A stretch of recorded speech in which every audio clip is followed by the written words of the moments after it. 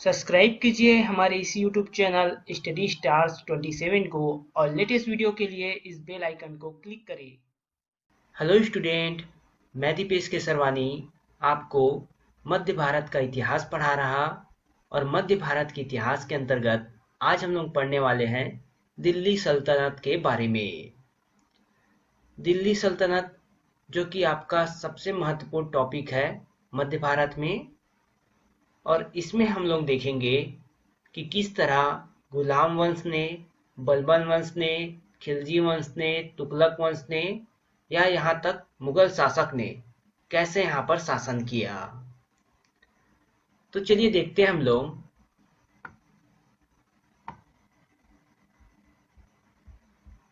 तो दिल्ली सल्तनत ये है आपके 1206 ईस्वी से लेकर 1526 ईस्वी तक का समय। दिल्ली सल्तनत का जो समय था वो 1206 ईस्वी से लेकर 1526 ईस्वी तक का समय था। सबसे पहला वंश होता है दिल्ली सल्तनत में गुलाम वंश, और इस वंश के प्रथम शासक थे कुतुबुद्दीन ऐबक। महत्वपूर्ण है, जिसने अपनी राजधानी लाहौर को बनाया। पाकिस्तान में जो अभी लाहौर है उसे अपनी राजधानी बनाया था गुलाम वंश के शासक कुतुबुद्दीन ऐबक ने। महत्वपूर्ण बात देखिए, कुतुबुद्दीन ऐबक ने मलिक या फिर सिपह सालार की उपाधि धारण की थी। तो कुतुबुद्दीन ऐबक ने मलिक या सिपला सालार की उपाधि धारण की थी। साथ ही नीचे देखिए, इनकी जो अन्य उपाधि थी वो थी लाख बख्श व कुरान खान की उपाधि। कुतुबुद्दीन ऐबक की उपाधि मलिक, लाख बख्श और कुरान खान की उपाधि थी। ये आपके दिल्ली सल्तनत के प्रथम शासक तो थे ही, साथ ही महत्वपूर्ण शासक थे। इनके द्वारा जो बनाई गई कुछ प्रसिद्ध इमारतें हैं उसको देखिए आप। तो इनके द्वारा बनाई गई कुछ प्रसिद्ध इमारतें, पहला था कुव्वल उल इस्लाम, जो कि एक मस्जिद है और इसे दिल्ली में बनाया गया। ये प्रथम मस्जिद है जिसे बनाया गया था दिल्ली में, कुव्वल उल इस्लाम।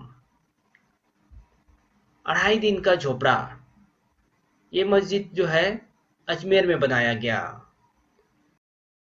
अजमेर में संस्कृत कॉलेज के स्थान पर 2.5 दिन का झोपड़ा मस्जिद बनाया गया। और प्रथम मस्जिद कौन सा है? तो कुव्वल उल इस्लाम, दिल्ली में। दोनों महत्वपूर्ण है।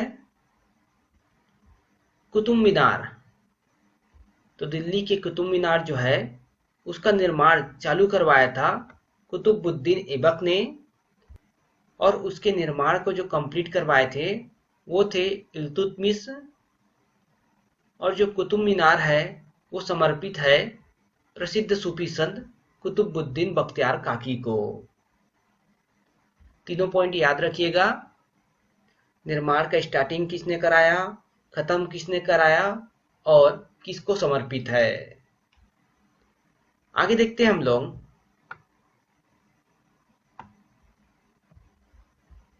तो देखिए 1210 ईस्वी में लाहौर में चागाउन खेलते हुए, चागाउन जो कि पोलो है, उसे खेलते समय घोड़े से गिरकर, मतलब घोड़े से गिर जाने के कारण गंभीर रूप से घायल हो जाते हैं कुतुबुद्दीन ऐबक, और उसके बाद इनकी मृत्यु हो जाती है।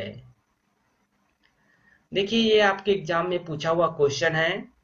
डायरेक्ट एग्जाम में क्वेश्चन पूछा जाता है कि दिल्ली सल्तनत के किस शासक की मौत चागाउन खेलते हुए हुई थी? तो कुतुबुद्दीन ऐबक की। इसके बाद जो शासक हुए वो थे आराम शाह। ये दूसरे शासक होते हैं गुलाम वंश के, लेकिन कमजोर शासक थे। इसलिए जो कुतुबुद्दीन के गुलाम थे इल्तुतमिश, उनके द्वारा इनकी हत्या कर दी जाती है। आराम शाह की, इल्तुतमिश के द्वारा इसकी हत्या कर दी गई। और इल्तुतमिश ने यहाँ पर गुलाम वंश को आगे बढ़ाया।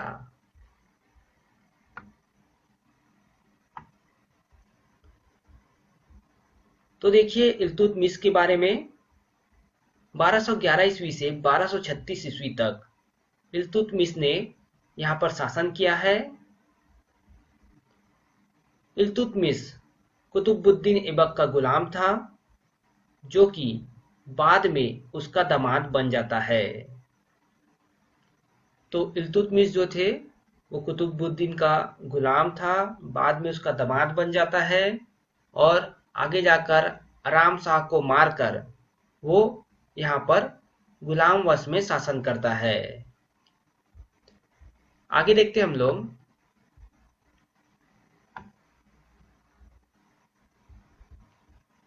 इल्तुतमिश को दिल्ली सल्तनत का वास्तविक संस्थापक माना जाता है। दिल्ली सल्तनत का वास्तविक संस्थापक माना जाता है इल्तुतमिश को।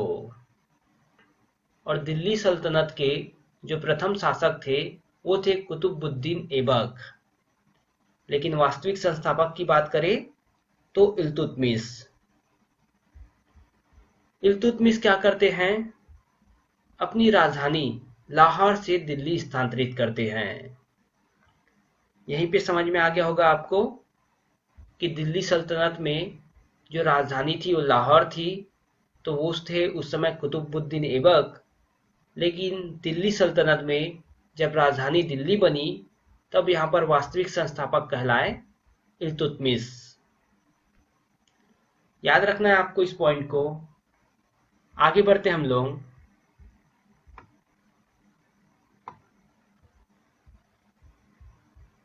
देखिए इल्तुतमिश के द्वारा क्या क्या करवाया गया, क्या क्या चलाया गया उसके बारे में। तो चाह लगानी या फिर चालीसा दल का निर्माण किया गया था इल्तुतमिश के द्वारा, जो कि 40 गुलामों का दल था और इल्तुतमिश के द्वारा इसे स्थापित किया गया था। 40 गुलामों का या फिर इसे 40 अमीरों का दल भी कहा जाता है। इसमें 40 लोग ऐसे थे गुलाम वंश के जो कि अमीर कहलाते थे और इल्तुतमिश के गुलाम थे। तो उनका एक दल था और इस दल को स्थापित किया था इल्तुतमिश ने। इंपॉर्टेंट है ये, याद रखिएगा। एकता व्यवस्था की बात करें तो एकता प्रणाली या फिर एकता व्यवस्था भी स्टार्ट किया था इल्तुतमिश ने। भारत में इल्तुतमिश ने एकता व्यवस्था की शुरुआत की थी। इसके अंतर्गत सैनिक या फिर राज्य अधिकारियों को वेतन के बदले भूमि दी जाती थी। एकता पद्धति के अंतर्गत सैनिक हो या फिर राज्य का अधिकारी हो, उसे वेतन के बदले क्या दिया जाता था, भूमि दिया जाता था।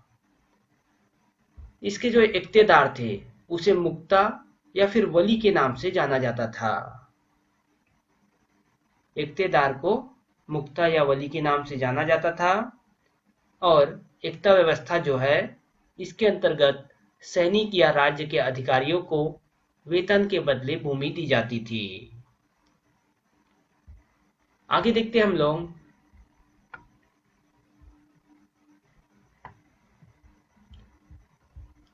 सबसे महत्वपूर्ण पॉइंट और एग्जाम में बार बार पूछे जाने वाला पॉइंट, सिक्के की बात करें तो इल्तुतमिश ने भारत में शुद्ध अरबी सिक्के का परिचय करवाया, मतलब परिचलन करवाया अरबी सिक्के का, जिसमें टका और जीतल थे। टका मतलब चांदी के सिक्के और जीतल मतलब तांबे के सिक्के।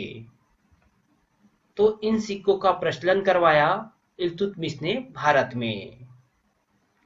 ये आपके एग्जाम में कई बार पूछा जा चुका है।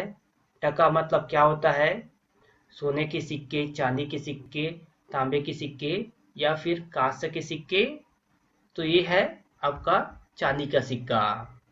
टका मतलब चांदी का सिक्का और जीतल मतलब तांबे का सिक्का। आगे बढ़ते हैं हम लोग।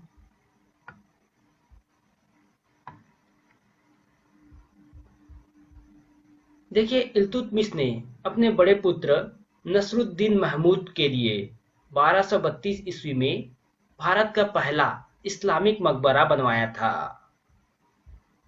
पहला इस्लामिक मकबरा बनवाया था इल्तुतमिश ने, जो कि सुल्तानगढ़ी का मकबरा के नाम से प्रसिद्ध है। सुल्तानगढ़ी का मकबरा के नाम से प्रसिद्ध है पहला इस्लामिक मकबरा, जो कि इल्तुतमिश ने अपने बड़े पुत्र नसरुद्दीन महमूद के नाम से बनाया था। बाद में इल्तुतमिश की मृत्यु हो जाती है 1236 ईस्वी में।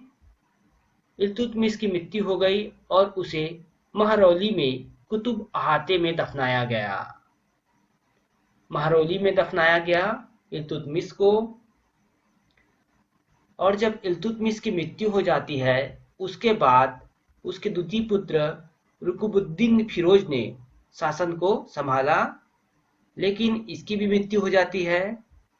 तब इल्तुतमिश की बेटी जो थी रजिया, जो कि रजिया सुल्तान के नाम से प्रसिद्ध है, तो इल्तुतमिश की बेटी रजिया जो है वो शासन को संभालती है 1236 ईस्वी से लेकर 1240 ईस्वी तक। ये दिल्ली सल्तनत की प्रथम एवं अंतिम महिला शासिका थी। और साथ ही सबसे ज्यादा आलोचना जो रजिया सुल्तान है उनकी सबसे ज्यादा आलोचना होती है, क्योंकि ये लड़की थी और राजगद्दी पर बैठी हुई थी। तो रजिया सुल्तान की यहाँ पर आलोचना होती है और रजिया सुल्तान और उनके पति की हत्या कर दी जाती है। उसके बाद गुलाम वंश में, दिल्ली सल्तनत के गुलाम वंश में बहराम शाह अगले शासक बनते हैं रजिया सुल्तान की हत्या के बाद। और सबसे अंतिम शासक हुए नसरुद्दीन महमूद। देखिए, यहाँ पर नसरुद्दीन महमूद जो है इल्तुतमिश के पुत्र थे। ये अलग है और ये अलग है। इनका शासनकाल था 1246 ईस्वी से 1265 ईस्वी तक और ये दिल्ली सल्तनत के अंतर्गत गुलाम वंश के अंतिम शासक हुए थे। ये अंतिम शासक हुए थे गुलाम वंश के दिल्ली सल्तनत के अंतर्गत। और जब गुलाम वंश में कोई भी शासक नहीं बचा, तब गयासुद्दीन बलबन ने बलबन वंश की स्थापना की। तो उसके बारे में हम लोग अगले वीडियो में पढ़ेंगे। इस वीडियो को हम लोग यहाँ पे समाप्त करते हैं। आगे हम लोग नेक्स्ट वीडियो में पढ़ेंगे।